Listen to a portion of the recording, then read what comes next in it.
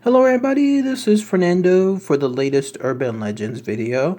Alright, let's go ahead and let's do one last entry here for this go around, and then I'll give this series a rest, and I'll start working on another new series here. So thank you so much everyone for all of your suggestions. This marks now about 2 months or so into this series, a good number of videos altogether, a good number of suggestions as well. So thank you so much everyone for that. I'll do another new series here soon, so be on the lookout for that soon. This one is yet another new entry that I'm working on, one that I've never ever heard of before. And I was initially gonna skip this one, but then I realized to myself, because it's so weird, I realized to myself, you know what, just because I think of it as being weird here, no doubt others in other countries think of our urban legends just as weird as we do theirs. Like anything involving stepping on a crack and breaking your mother's back or walking under ladders, I'm pretty sure that there's a lot of places around the world that just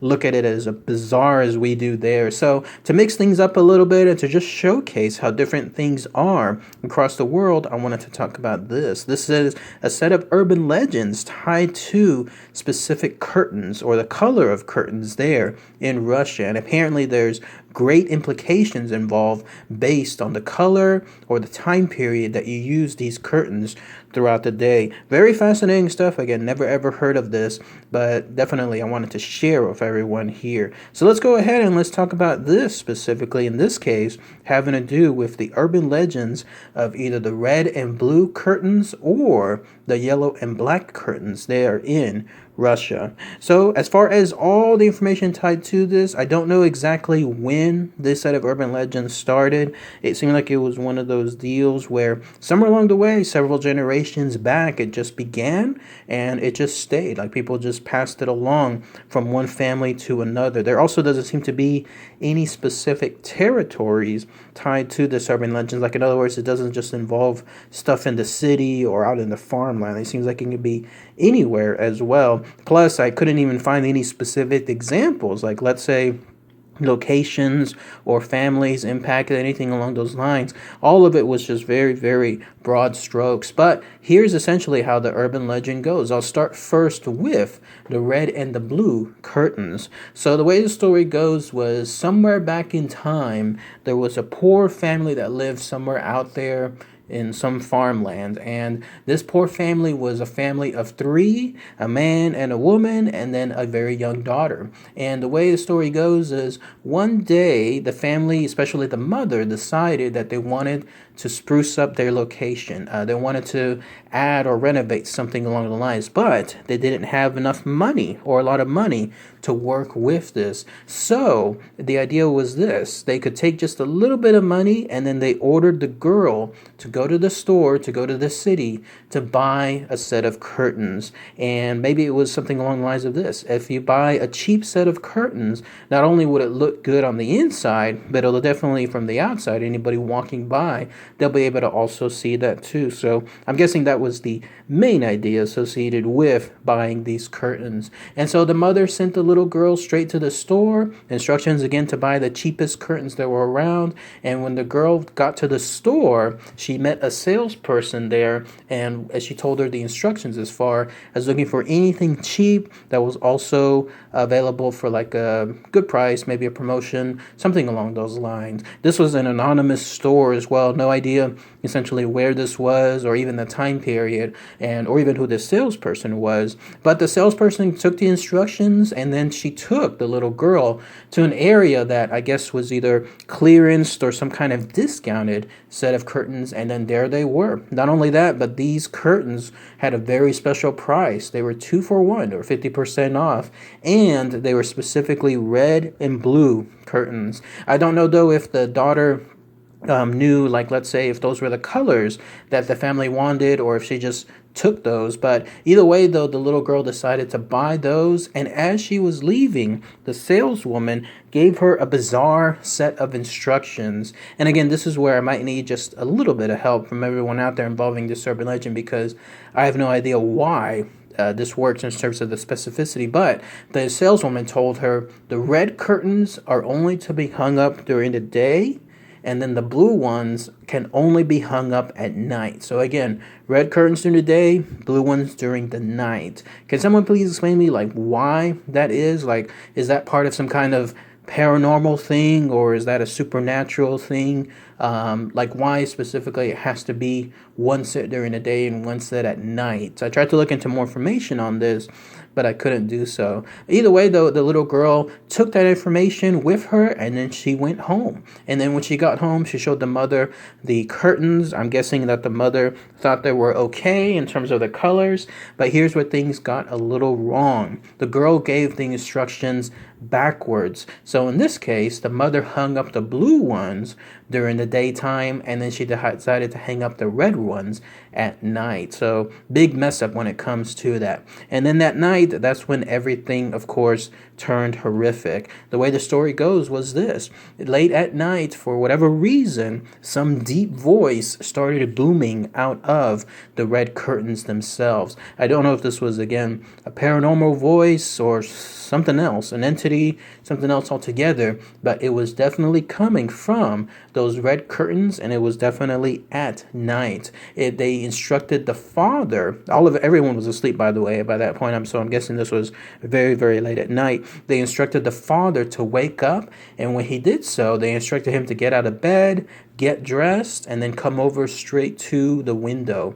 And when he did so, the last step was to get on a chair that was conveniently placed next to the curtains. And once he took that final step up on the chair, that's when the curtains strangled him. The red curtains strangled him outright. Once that was done, then the urban legend continues by stating that the curtains then instructed the mother, now speaking or yelling actually instructions to the mother. I don't know why also no one else was hearing this, unless somehow these instructions were just in people's minds, but it was instructing the mother to do the very same thing: to wake up, to get out of bed, to get dressed, and then to go straight over to the window with the red curtains. And when she stood on the chair, once again, the curtains started to strangle the mother outright, and then she was dead too. And then finally, the curtains hollered straight to the little girl, who woke up, but she did so in a very sleepy manner. Like, she didn't necessarily wake up outright. Instead, she actually went back to sleep. And so the story goes that the voice hollered once again to get out of bed, but it seemed to be like on an automated basis, like all the cycle that I was mentioning earlier, as far as getting up out of bed, waking up, getting dressed, going over. It seemed like it was just repeating itself, and it wasn't really aware of the girl kind of ignoring the instructions, because once she was able to start doing these things, she was actually like a step behind. And so the story goes that the little girl eventually did get out of bed, heard whatever the command was, stood up, and then by the time she put on her clothes, this voice that was booming out of the curtains was now on the step involving getting on the chair. And so by that point, the little girl was nowhere near the chair. And then the little curtains said that, to stand on the chair, that was the very final step. This girl saw everything that was happening as is. And so she saw the next step happen automatically, which was the curtains strangle. But in this case, there was nothing there. The little girl was obviously not there during that specific step. And so the curtains actually strangled themselves, if you could believe that. And then that was it. Like, it was just done. It was gone. Like, in other words, nothing else happened afterward. Obviously, the little girl was freaked out. She accidentally saved herself from the predicament. She looked around and she started to realize, that her mom and her dad were gone. She was completely alone in that location. In fact, they had outright disappeared. And so she ran out, got the police. And when they came back, that's when they looked over into the curtains and they opened the area there, and they discovered, for whatever reason, there was a large hole in the wall. In fact, inside the hole, there were 3 buckets, and one of them was filled with human blood, the other one was filled with human skin, and then the third one had some human bones in it. And then here's where things get really mysterious. Right next to the buckets, there was a body of an old woman, and she had choked herself to death. So that's where, again, it got really confusing for me too, because what is that supposed to mean? Like, the hole, did it create itself from these curtains, or was the curtains an indication to someone outside that, hey, you can dig a hole, like in this case, the old woman, dig a hole through the wall and then do whatever the old one wanted to do as far as this macabre set of acts to the family that was inside? Or was this something else supernatural, paranormal, something else involving the curtains being cursed?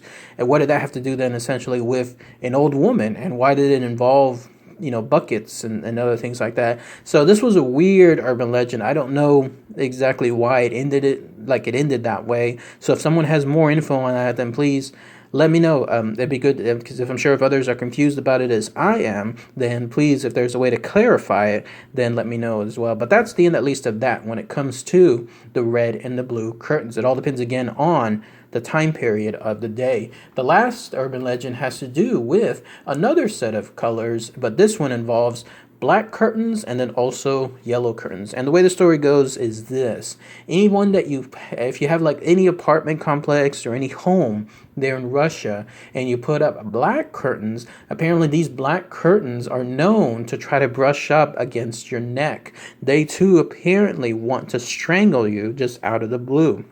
And one urban legend involved another young daughter who had these black curtains in her kitchen area, and she saw them move. Like every time she was nearby them, she would see them move closer to her neck, and obviously that freaked her out. And so when she told her mother about that, the mother was clearly thinking that something was just being fabricated by the daughter. And so maybe to placate her, she told the daughter, you know what, why don't you go to sleep in your bedroom? I'll watch these curtains at night. I'll make sure that nothing happens. Again, probably in a joking set of way, but at least to help the daughter get some peace of mind. Well, lo and behold, the next morning when the daughter woke up, there she found her mother strangled right next to the curtains. So clearly, in this case, the urban legend indicates that having black curtains in your household could involve the risk of being choked by them.